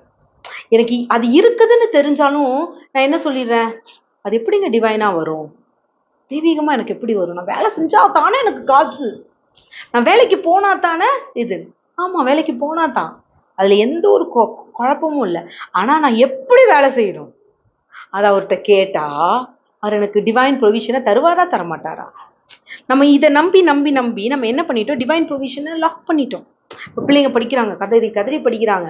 ஆனா எனக்கு தேவையான ஞானத்தை நீங்க போதிங்கன்னா, அன்னைக்கு பார்த்தோம் சாலமோன்ட்ட என்னென்ன ஞானம் இருந்துச்சுன்னு சொல்லி, அவன் என்னென்ன ஜிஸ்டா இருந்தான், பால்மானாஜிஸ்ட்டு என்னமோ பார்த்தோம் இல்லையா, அவன் பொட்டானிஸ்டாக இருந்தான், ஜுவாலஜிஸ்டாக இருந்தான், எல்லாம். ஸோ எல்லா ஞானமும் சாலமோனுக்கு மட்டுமா இல்லையே, எனக்கும் இருக்குது, என் பிள்ளைகளுடைய பிள்ளைகளுக்கும் இருக்குது. ஸோ நம்ம படிப்பை கஷ்டமாக நினச்சதுனால எதையும் என்னால் படிக்க முடியல, எதையும் ருசிச்சு ரசித்து நான் அதை அனுபவிக்காததுனால அது பெரிய ஒரு மலை போல ஒரு கட்டளையாக மாறினதுனால. ஆனால் அதுவே ஒரு டிவைன் கமாண்டாக மாறுச்சுன்னா என் பிள்ளைகளுக்கு அது ஈஸியாக இருக்கும். ஸோ இன்னைக்கு நம்ம பிள்ளைகள் அப்படி கற்றுக்கொள்வார்களாக. நீங்களும் அப்படி கற்றுக்கோங்க. ஆவியானவர் எங்கே தான் இருக்கிறாரு? உங்களுக்குள்ள இருக்கிறாரு. அவர் உங்களை தட்டி எழுப்பிட்டு தான் இருக்கிறாரு. நீங்கள் நல்லா யோசிச்சு பாருங்க. நல்ல நீங்கள் நல்ல நல்ல சூழ்நிலை சமமாக போயிட்டு இருக்கும்போது நீங்கள் துதிக்கிறது பெருசு இல்லை. அப்போ நான் நல்லா இருக்கேன், ஐயோ கர்த்தர் நல்லவருங்க, ஐயோ அவர் நல்லவர், அவர் நல்லவர், அவரை போல ஒருத்தர் இல்லை அப்படின்னு வாங்க சிஸ்டர் துதிக்கலாம். அப்படி இல்லை. when a rough situation, பெருங்காற்று உங்களை அடிக்கும் பொழுது நீங்க தடுமாறாம நின்னீங்கன்னா அதுதான் உங்க பொசிஷன்.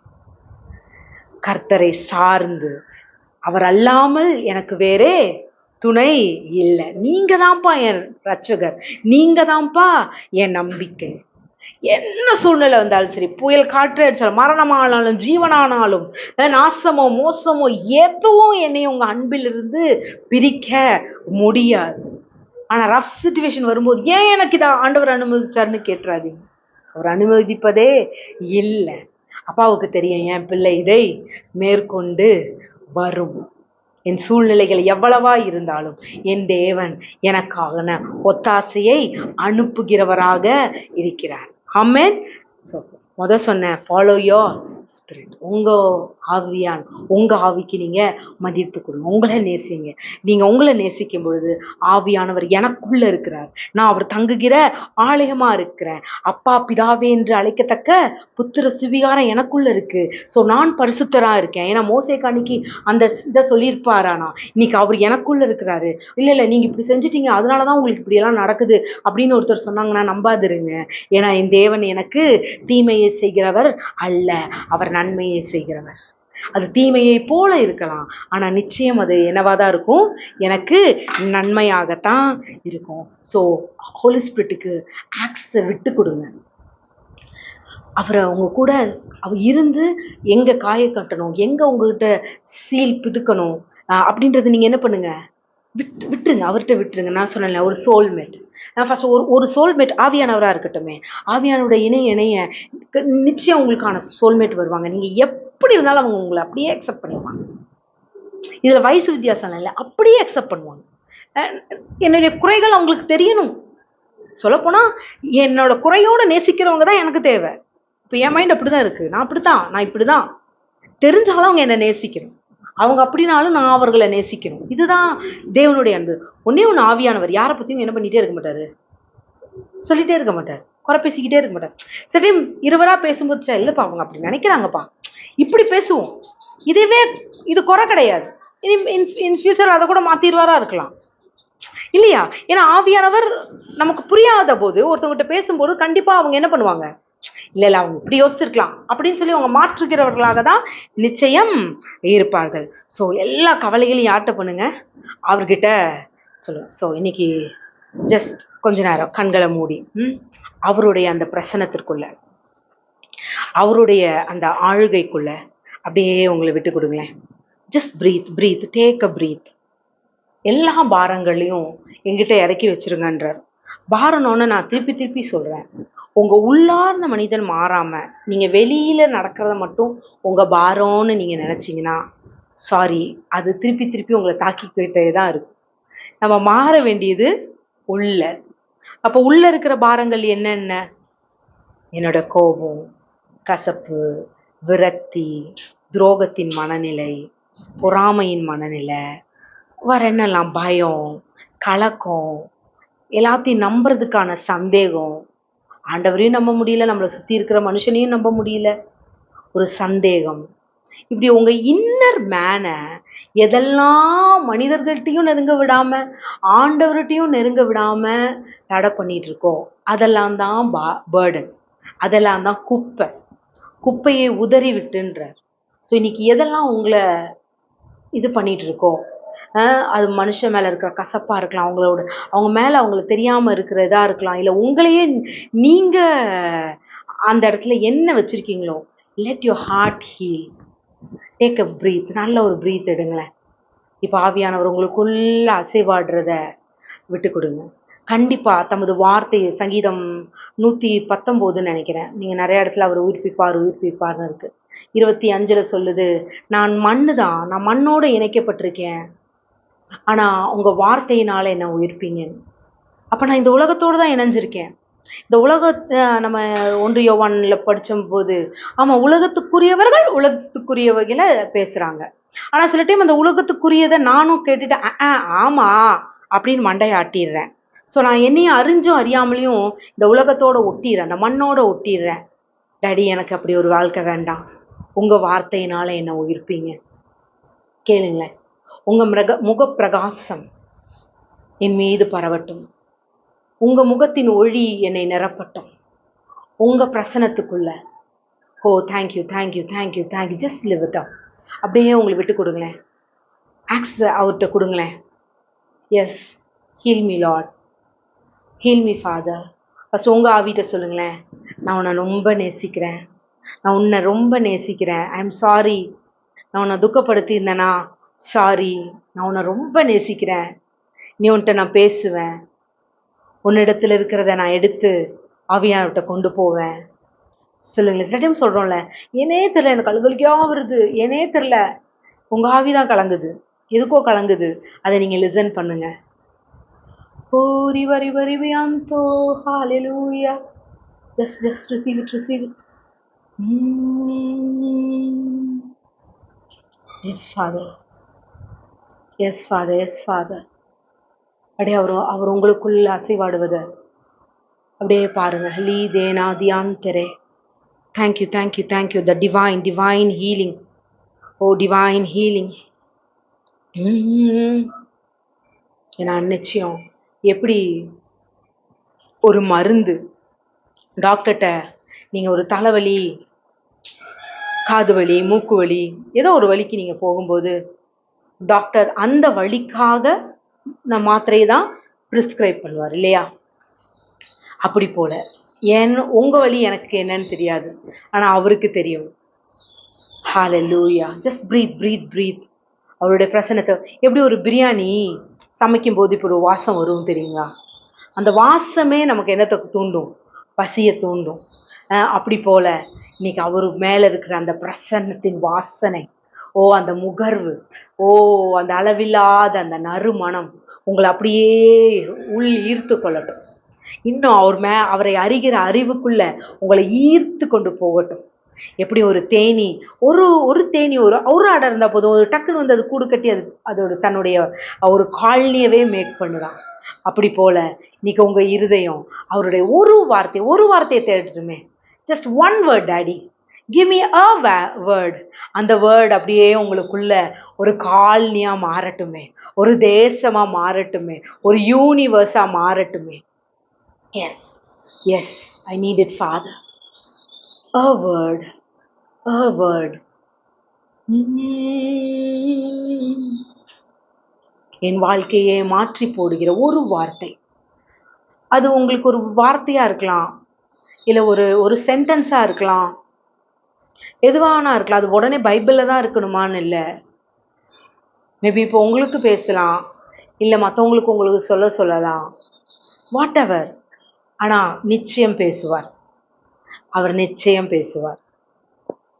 Just listen. உங்க மண்டைக்கு மட்டும் சொல்லுங்க, இறையாதே அமைதலாயிரு, இறையாதே அமைதலாயிரு.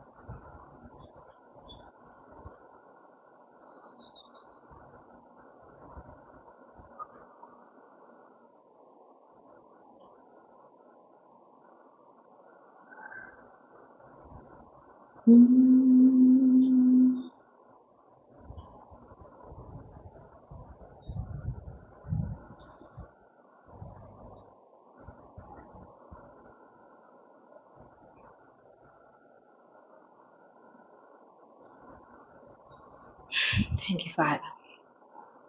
விடாதீங்க, அந்த வார்த்தையை தர வரையும் விடாதீங்க. just receive that word.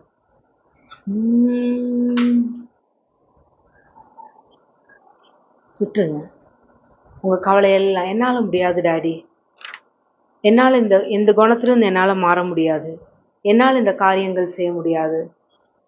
But your word, உங்க வார்த்தை என்னை உயிர்ப்பிக்கும். Thank you father. Thank you father. உங்க ஆழத்துக்குள்ள அவர் போறாரு. எங்கெல்லாம் நீங்க செயல்பட முடியாதோ உங்க இன்னர் மேனுக்குள்ள அவர் போறாரு. த இன்னர் டெப்த்துக்குள்ள அவர் போறாரு. ஹalleluya. சத்தியாவி வரும் பொழுது சகல சத்தியத்திற்குள்ளும் என்னை நடத்துவார். ஆமென். சங்கீதம் 119:25 சொல்லுது, வார்த்தையினாலே அவர் என்னை உயிர்ப்பிப்பார். ஓ தேங்க்யூ தேங்க்யூ. நிச்சயமா I think you had receive a word. Receive.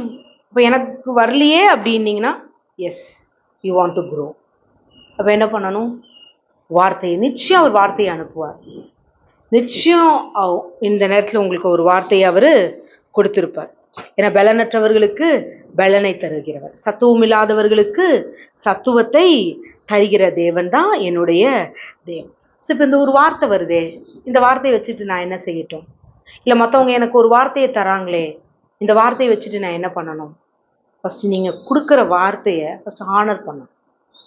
அதை ஹானர் பண்ணி கேட்டுட்டு இங்கிருந்து போனோன்னா மறந்துடக்கூடாது. அதை என்ன பண்ணணும்? உங்களோட இருதயத்துலையா எழுதணும், இல்லையா உங்களுடைய புக்கில் எழுதணும். அ வேர்ட்ன்றது அதுதான் ஒரு என்ன சொல்கிறது, ஹிண்ட்டு.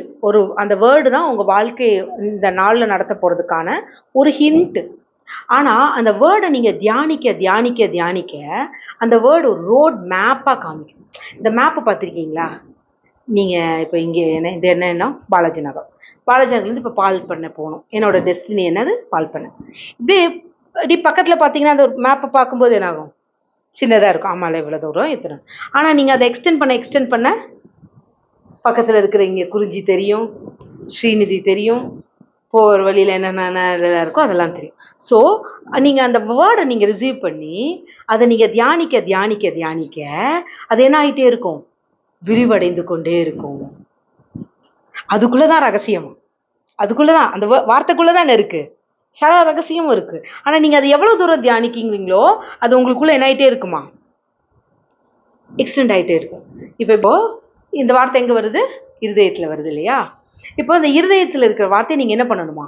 அனுதினம் வார்த்தையுமே பிரியமாக இருந்து அதை தியானிக்கிற மனுஷன் பாக்கியவான். ஸோ நீங்கள் ஒரு வேர்டு வாங்குறீங்க, இந்த வேர்டை நீங்கள் தியானிக்க இந்த மென்டல் டயரியா இருக்குல்ல, அது நின்றும். இப்போ என்ன ஆகுது? இந்த வேர்டு உங்கள் பிரெயினை ஆக்டிவேட் பண்ணும். இப்போ அந்த வேர்டு ஆக்டிவேட் பண்ண இப்போ எப்படி சொல்கிறது? என்னை பார்த்து என்னை என்ன பண்ணுவேன்? உன்னை நான் என்னுடைய வலது கரத்தினால் தாங்குவேன்றார். காலையில் வேர்டு வந்துருச்சு, நான் என்ன பண்ணிட்டேன்? அதை எழுதிட்டேன். நான் போக வர, ஆமாம்ப்பா, உமது வலது கரத்தினால் என்னை தாங்குவீர் அப்படின்போது இப்படியே பண்ண அடுத்தது என் இருதயம் கேட்கும், ஆமாம் வலதுகரன்னா என்ன கேட்கும். அப்போ வலதுகரன்னா, ஆமால வலதுகரன்னா என்ன? ஆமாம், பிதாவினுடைய வலதுகரம் யாரு? இயேசு கிறிஸ்து. அப்போ வலதுகரம் என்னை தாங்குனா எப்படி தாங்குனாரு? அடுத்த கேள்வி. இப்படியாக அந்த வார்த்தை உங்களுக்குள்ள ஒரு பெரிய ஒரு மேப்பையே உருவாக்கிடும். நீங்கள் காலையில் அந்த வேர்டை ரிசீவ் பண்ணியிருந்தீங்கன்னா நைட்டுக்குள்ளே அந்த வேர்டு என்ன இருக்கும்?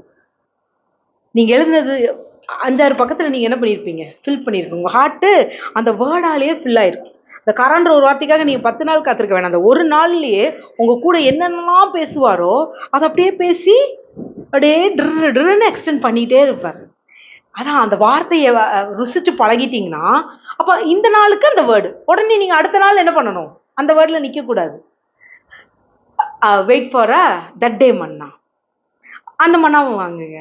ஒரு சின்ன வேர்டு போதும். அந்த ஒரு வேர்டை வச்சுட்டு என்ன பண்ணுங்க? அதையவே தியானிங்க. அப்பப்போ நீங்கள் உங்களுடைய அந்த இதையே மாற்றுறீங்க. உங்கள் டிஎன்ஏவையே மாற்றுறீங்க, வார்த்தையால் மாற்றுறீங்க. டிஎன்ஏ உடனே ஒரு ரத்த சொத்தோன்னா மாறல. நல்லா புரிஞ்சுக்கோங்க. அந்த ரத்தத்தை நான் என்ன பண்ணணும், எனக்குள்ள அப்ளை பண்ணணும். இப்போ ஃபர்ஸ்ட் இந்த கண்டுபிடிக்கிறவனுக்கே என்ன தெரிஞ்சிருக்காது, இதை தொட்டா ஷாக்கடிக்கும்னு தெரிஞ்சிருக்காது இல்லையா? நமக்கு வந்து பல்ப் எரியுதுடா, சூப்பராக என்ன பண்ணியிருப்பான், அவன் இணைச்சிருந்த காப்பர் வயரை ஏதோ ஒரு வயரை டபார்னு தொட்டிருப்பார், அவரை தூக்கு அடிச்சிருக்கும். அதுக்கப்புறம் தான் அவர் என்ன யோசிச்சிருப்பார், ஆமாம் என்னடா அது இதில் கரண்ட் வருது, சரி அது வயர் என்னமோ பண்ணுது, அப்போ அந்த வயருக்கு வராமல் இருக்கிறதுக்கு என்ன பண்ணணும், அப்போ அதுக்கு ஏதாவது ஒன்று ட்ரை பண்ணியிருப்பார் இல்லையா? இப்போ அது வளர்ந்து வளர்ந்து வளர்ந்து வேற வேற இதில் நிற்கிது. அப்போ இது போல தான் இப்போ நீங்கள் உங்களுக்குள்ள வார்த்தையை அனுப்புனீங்கன்னு வச்சுக்கோங்க, அந்த வார்த்தை உங்களுடைய டிஎன்ஏ, உங்கள் பிரெயினை, உங்கள் ரெஃப்ளெக்ஸாலஜி எல்லாத்தையும் மாற்றும். What ever. அப்போ இது மாற மாற மாற நீங்கள் நினைக்காதீங்க நீங்கள் மட்டும் மாறலன்னு, உங்களுக்குள்ள உருவாக போகிற சந்ததியவே நீங்கள் மாத்துறீங்க. அதனால தான் டிப் யோர் செல்ஃப், அப்படியே உங்களை அப்படியே முக்குங்க, வார்த்தையால் முக்கி எழும்புங்க. நான் முக்கலப்பா, ஏன்னா உங்கள் சந்ததி நல்லா இருக்கணும்னு நீங்கள் விரும்புறீங்களா விரும்பலையா? அப்போ முக்குங்க, உங்களைய வார்த்தையில் என்ன பண்ணுங்க, முக்குங்க. அப்போ வார்த்தையில அது வேற முக்குங்க, வேற முக்கா போயிட போகுது. அப்போ உங்களை வார்த்தைக்குள்ள அப்படியே அலச அலச அலச நீங்க மட்டும் மாறல, எதுவும் மாறிட்டே இருக்கு, உங்க சந்ததியும் மாறிட்டு இருக்கு. அப்பாவோட இருக்கிற அந்த மேன்மையை வா வா வாவ்னு நீங்க ரிசீவ் பண்ண உங்க ஃபேமிலியே வா ஃபேமிலியே ஆயிரும். அப்படியே ஒரு வாவ்னா என்னது, தி எக்ஸைட்மெண்ட் ஃபேமிலி. ஒரு வார்த்தையை நீங்க சாப்பிடும்போது இதுதானே நேத்தானே கேட்டான் அப்படி வாங்கக்கூடாது. அது தினத்திற்கும் அது என்னதான், புதுதான உணவு, new Manna, the new revelation. அப்படி நீங்க இந்த வார்த்தையை வாசிச்சீங்கன்னா அது புதுசா இருக்கும்.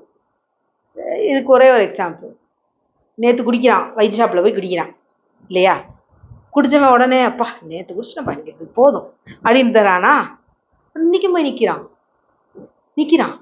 என்ன ஆயிடுச்சு, அவன் நியூரான் அவன் கண்ட்ரோலை விட்டு போயிட்டு ஃபுல்லாக அதுதான் தண்ணி கண்ட பூமியே சொர்க்கம்ட்டு என்ன பண்ணுறான், சொயின்னு தேடி போகிறான்.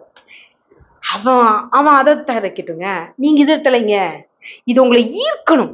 வார்த்தை என்ன பண்ணணும், ஈர்க்கணும். ஆவியானவர் உங்களை தட்டிகிட்டே தான் இருப்பார். நீங்கள் இல்லைங்க அவரை என்னை ஒன்றுமே பண்ணுறது இல்லைன்னா நீங்கள் அவரை ஒன்றுமே இது பண்ணுறது இல்லை, ஆனால் அவர் உங்களை என்ன பண்ணிகிட்டே இருப்பார், தட்டி எழுப்பி கொண்டே இருப்பார். அந்த வார்த்தையில் இருக்கிற இதுக்குள்ள உங்களை உந்தி தள்ளி கொண்டே இருப்பார். ஸோ ரிசீவ் இட், வார்த்தையை பெற்றுக்கொள்ளுங்க. டெய்லி அந்த வார்த்தையை தியானிங்க, எழுதுங்க. ஒரு வீட்டுக்குள்ளே போனால் அந்த வீட்டுக்குள்ளே என்னென்னமோ பொருள் வச்சுருக்கோம், டெக்கரேட்டிவ் வச்சுருக்கோம், எல்லாம் வச்சுருக்கோம். நான் ஒன்றே ஒன்று சொல்கிறேன், ஒரு பைபிளும் உங்களுக்குன்னு ஒரு நோட்டை வைங்க. என்ன அவர் பேசுகிறாரோ அதை நீங்கள் என்ன பண்ணுங்க, ரைட் இட். வேர்டாக இருக்கலாம், ஒரு வேர்டு இருக்கலாம், உங்களுக்கு ஒரு வசனம் சொல்லியிருக்கலாம். ஜஸ்ட் காலையில், ஏன் காலையில் ராத்திரி இல்லை, ஏன்னா காலையில் பண்ணிட்டீங்கன்னா ஃபுல்லாக அந்த நாள் ஃபுல்லாக நீங்கள் அதை இது பண்ணுவீங்க. உங்களுக்கான ப்ரிஸ்கிரிப்ஷன் அதுவாக இருக்கும் இல்லையா? அப்போ சத்தியாவி என்னது, வஞ்சகாவி என்னன்னு காலையில் பள்ளியை வச்சு சொல்லி கொடுத்துட்டாரு.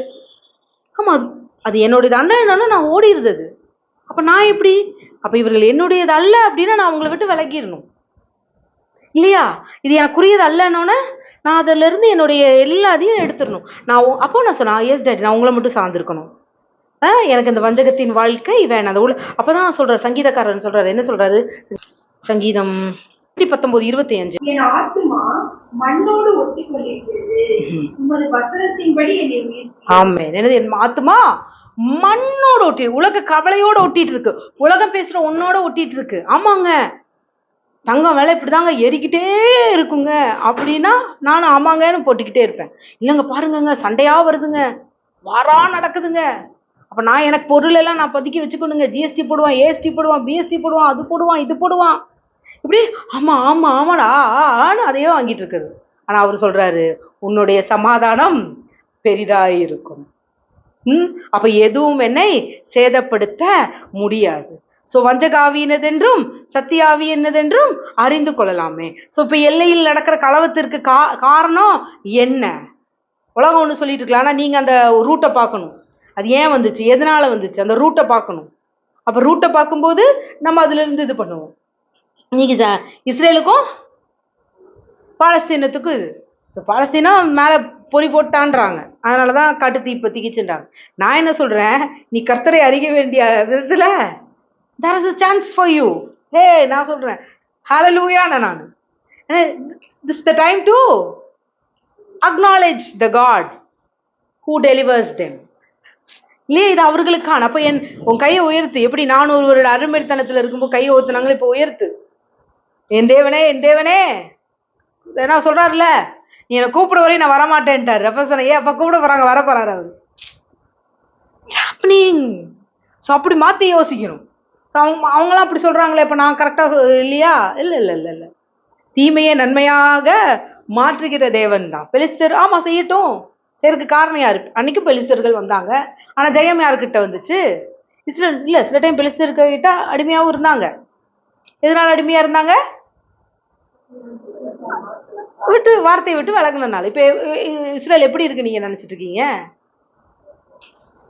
அப்ப அதுக்கான ஒரு மாற்றமாக நிச்சயம் இருக்கும். தீமையை நன்மையாக மாற்றுகிறவர் அவர்களோட இருக்கிறார். So just come out from your comfort zone. இப்போ நீங்கள் சைக்கிள் ஓட்டிட்டு இருக்கீங்க. சைக்கிள் ஓட்டிட்டு இருக்கும்போது உங்களை டக்குன்னு பைக் ஓட்டுங்கன்னா நீங்கள் என்ன பண்ணணும்? பைக்கில் ஏறணும். சரி, பைக்கு யாரோ ஒருத்தர் உங்களுக்கு கற்றுக் கொடுப்பாரு. அந்த கற்றுக் கொடுக்குறவன் என்ன பண்ணணும்? ஒபே பண்ணணும். நான் அதை ஒபே பண்ணாமல், இல்லைங்க நான் சைக்கிளை இப்படிக்கா ஸ்டாண்டை போட்டு இப்படி ஏறி இப்படி உட்காந்து இப்படி தாங்க மிதிச்சேன். அதே மாதிரி நான் சைக்கிள் என்னதான் பைக்கு என்னதான் பண்ணுவேன்? இப்படி தான் மிதிச்சு தான் ஓட்டுவேன்னா என்ன பண்ண முடியாது? பண்ண முடியாது. ஸோ நீங்கள் கற்றுக்கொண்டிருந்த ஒரு கம்ஃபர்ட் ஜோன்ல இருந்து நீங்கள் நிச்சயம் வெளியே வரணும். ஸோ பைக்கை கற்றுட்டு இருந்தவன் அடுத்தது ட்ரெயின் பஸ்ஸை ஓட்ட போகும்போது, இல்லைங்க இது என்னது, எப்படிப்பா பைக் ஓட்டுறீங்க? நான் இப்படி பிடிச்சிப்பேன், கிளச்சை காலில் இப்படி இப்படி போட்டுட்டு இப்படி தாங்க ஓட்டுவேன். அதே மாதிரி தான் பஸ்ஸை ஓட்டுவேன்னா நீ இப்படியே பிடிச்சிட்டு போனேன்னா என்ன பண்ணிடுவேன்?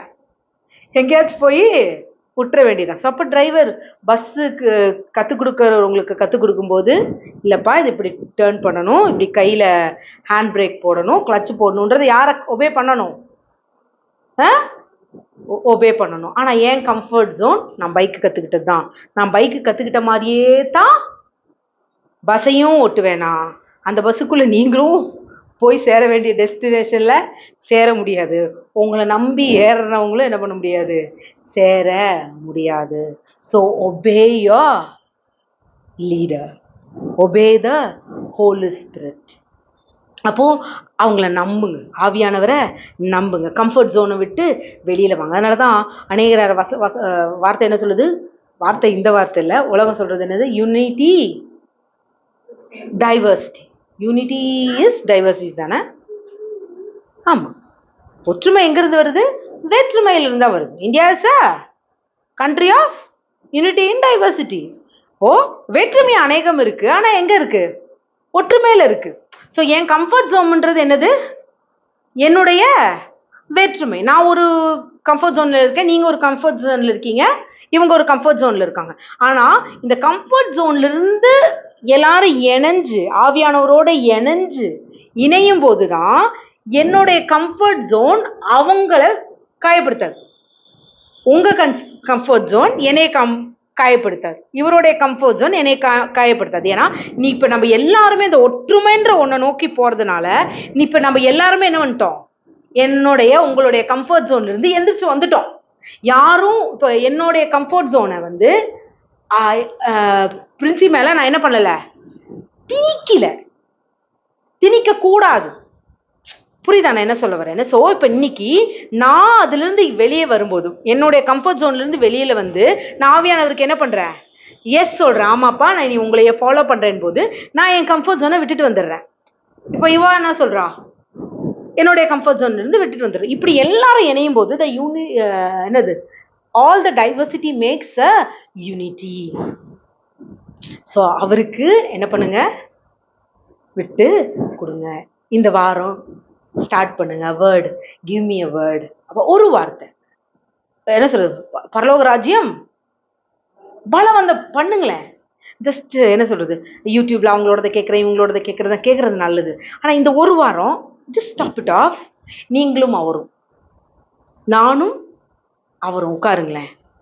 மற்றதெல்லாம் பேசுகிறதோட, மற்றவங்க பேசுகிறதெல்லாம் புரியறதோட உங்களுக்கு எப்படி பேசணுமோ அப்படி பேசுவார். ஓகேவா?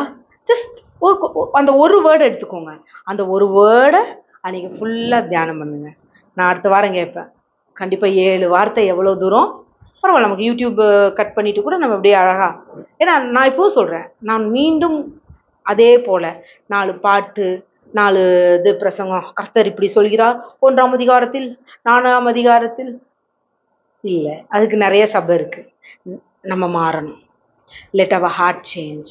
போதும், நமக்கு 4 பேர் இருந்தாலும் சரி, 10 பேர் இருந்தாலும் சரி. ஆனால் நான் அந்த 4 பேரை 4 பேராக பார்க்கல, 10 பேரை 10 பேராக பார்க்கல, நான் சந்ததியை பார்க்க.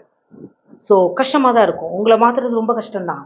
ஏன்னா அப்படியே மண்ணோட என்ன பண்ணிட்டு இருக்கு, ஒட்டிட்டு இருக்கு. இந்த மண்ணோட இருக்கிறத ஒட்டி எடுக்கிறது கஷ்டம்தான். ஆனால் எடுத்துட்டா அதிலிருந்து வர்றது அடா அடா அடா அடா. நான் அப்படி பார்க்குறேன் உங்களை எல்லாம். அதனால தான் உங்களை நான் மிகவும் நேசிக்கிறேன். ஏன்னா உங்களுக்குள்ள இருக்கிறது அந்த வெளியேற பெற்ற முத்து. அந்த முத்தோட குவாலிட்டி தெரியாததுனால தான் இன்னும் நம்ம என்ன பண்ணியிருக்கோம், மண்ணு தான் எனக்கு பெஸ்ட்டுன்னு மண்ணு கூட ஒட்டிகிட்டு இருக்கோம். ஆனால் இங்கே உள்ளே இருக்கிற குவாலிட்டி, அவர் உங்களை நடத்துகிற விதம், அதை ருசிச்சிட்டிங்கன்னு வச்சுக்கோங்க. ஒரு பிரியாணி கடையில் போய் சாப்பிட்டு சூப்பர்ன்ட்டிங்கன்னா நீங்கள் என்ன பண்ணுறீங்க, எங்கே இருந்தாலும் தேடி அந்த பிரியாணிக்கு தானே போகிறீங்க. அப்படி தான் இன்னைக்கு ஒருத்தர் உங்களுக்குள்ளே உட்காந்து இருக்கிறார். எதையோ எங்கெங்கேயோ கேட்குறேன். ஆனால் ஏன் உங்களுக்குள்ளே இருக்கிறவர் என்ன பேசுகிறாருன்னு கேட்க மாட்டேன்றீங்க? உங்களுக்கு நான் என்ன சொல்கிறேன், அந்த சத்தியம் இந்த சத்தியம் இப்படி அப்படி நல்லது, கேட்குறது நல்லது, நானும் கேட்டிருக்கேன், தப்பு இல்லை. ஆனால் உங்களுக்கு என்ன தேவைன்றது யாருக்கு தெரியும்? உங்களுக்குள்ளே இருக்கிறவருக்கு தான் தெரியும். ஸோ ஹானரும் இன்னைக்கு அப்பா நீங்கள் என் கூட என்ன பேசுகிறீங்க அப்படின்னு கேட்டுட்டு அப்புறமா அதை மற்றதை கேட்கும்போது உங்களுக்கு அது கனெக்ட் ஆகும். கனெக்ட் ஆகலைன்னா அது விட்டுருங்க, அந்த செய்தியை விட்டுருங்க, வார்த்தையை விட்டுறது, உங்களுக்கு கூட பேசுனதை விட்டுறாதீங்க, அது உங்களுக்கு தேவையில்லைன்னு அதை விட்டுருங்க. So obey him. உங்கள் ஸ்கில் வச்சு அவர் உங்களை கூப்பிடல. நீங்கள் பெரிய ஞானி, நான் பெரிய ஞானின்னு சொல்லப்போனால் இப்போ இப்படியெல்லாம் ஒரு பிரசங்கம் இது என்ன மாதிரின்னு பாதி பேர் கேட்க மாட்டாங்க. நமக்கு அதை பற்றி நமக்கு கவலை இல்லை. நம்ம வாழ்வதற்கு அழைக்கப்பட்டிருக்கோம், அவ்வளோதான். நான் அவரோடு இணைஞ்சு வாழணும். ப்ராக்டிஸ் பண்ணுங்க, ப்ராக்டிஸ் பண்ணுங்க. எப்படி ஒரு ஏபிசிடி ஒரு குழந்தை எழுதி ப்ராக்டிஸ் பண்ணுதோ, ஜஸ்ட் ப்ராக்டிஸ். நான் யாரையும் கட்டாயப்படுத்த விரும்பல, ஆனால் நீங்கள் படிக்கணும்னு நான் விரும்புகிறேன், வார்த்தையை படிக்கணும்னு விரும்புகிறேன். அதுக்கு ஃபஸ்ட் ஹானர் கொடுங்க. வார்த்தையை படிக்க படிக்க இது பண்ணுவீங்க. So he has called you to follow him. ஏன்னா அவர் உங்களுக்குள்ளே இருக்கிறாரு, நீங்கள் பரிசுத்தமானவர்கள். அவரை என்ன பண்ணுங்க, அவரை நேசிங்க, உங்களை நேசிங்க. உங்களை நேசிக்கும் போது ஆட்டோமேட்டிக்காக பரிசுத்தாவியானவரை நேசிக்க பழகிடுவீங்க. இன்னைக்கே உங்கள் கூட என்ன பேசினாருன்றதை நம்ம முடிச்சுட்டு தியானிப்போம், சரியா? ஓகே, ப்ரேயர் பண்ணலாமா? Thank you father. நன்றி செலுத்துகிறோம், நன்றி செலுத்துகிறோம். ஹalleluya, ஸ்தோத்திரம். Just receive. Daddy, I love you. நன்றி செலுத்துகிறோம்ப்பா. Thank you father. இப்போ உங்கள் வார்த்தை எங்களை உயிர்ப்பிக்கட்டும் அப்பா. நாங்கள் செய்கிற ஒவ்வொரு காரியங்களிலும் உங்கள் வார்த்தை எங்களை உயிர்ப்பிக்கட்டும். நிறைய வசனம் எழுதி வச்சுருந்தேன் தான். ஏன்னா எனக்கு வசனமாக சொல்கிறத விட ஆவியானவர் உங்கள் கூட இருந்து எப்படி செயல்பட விரும்புகிறாருன்றத சொல்லணும்னு தான் நான் விரும்பினேன். வசனத்தை 1008 வசனத்தை எடுத்து இது இங்கே சொல்லுது, இது இப்படி சொல்கிறது நல்லது தான், நான் தப்பே சொல்லலை. ஆனால் அந்த வார்த்தை, இவ்வளோ நாள் கேட்ட வார்த்தை எனக்குள்ளே என்ன செஞ்சிச்சு, அதற்கு உதவியாக இருக்கிற ஆவியானவரை ஹவு ஐ ஆனர்ட் ஹிம். அவர் எனக்குள்ள கொழுந்து விட்டு எரியட்டுமே. ஓ தேங்க்யூ ஃபாதர். நான் இப்போ பார்க்குறேன், ஒரு கங்கு பார்க்குறேன், ஒரு red flaming fire. Thank you father. எல்லாம் உங்கள் இருதயத்தில் கொழுந்து விட்டு எரியட்டும், ஆனால் மூட்டட்டும். ஒரு பிரசனம் உங்களை ஆனால் மூட்டட்டும். The move of the holy spirit. Thank you father. அது வெறும் தண்ணி தான், அது வெறும் தண்ணி தான். ஆனால் அவர் கை மாறிய பொழுது அது திராட்சை ரசமாய் மாறியது. அவர்கிட்ட வந்தபோதே அது மாறிடுச்சு. நீங்களாம் அவர்கிட்ட வந்துட்டீங்க, நீங்கள் ரசம், நீங்கள் திராட்சை ரசம். Thank you father. நன்றி செலுத்துகிறோம், நன்றி செலுத்துகிறோம் தகப்பனே. இந்த வார்த்தை இவர்களுக்கு ஊழியம் செய்யட்டும். இதை பார்க்கிற கேட்கிற ஒவ்வொருவருக்கும் இது புரியட்டும்ப்பா. நாங்கள் என்ன பேசுகிறோன்றது ஆவியானவர் அப்பா ஒவ்வொருத்தருக்கும் அதை வியாக்கியானப்படுத்துவதற்காக நன்றி செலுத்துகிறோம். எல்லா துதி கன மகிமையும் உமக்கே செலுத்துகிறோம். இயேசுவின் நாமத்தில் ஜெபிக்கிறோம் நல்ல பிதாவே. ஆமென், ஆமென், ஆமென். God bless you.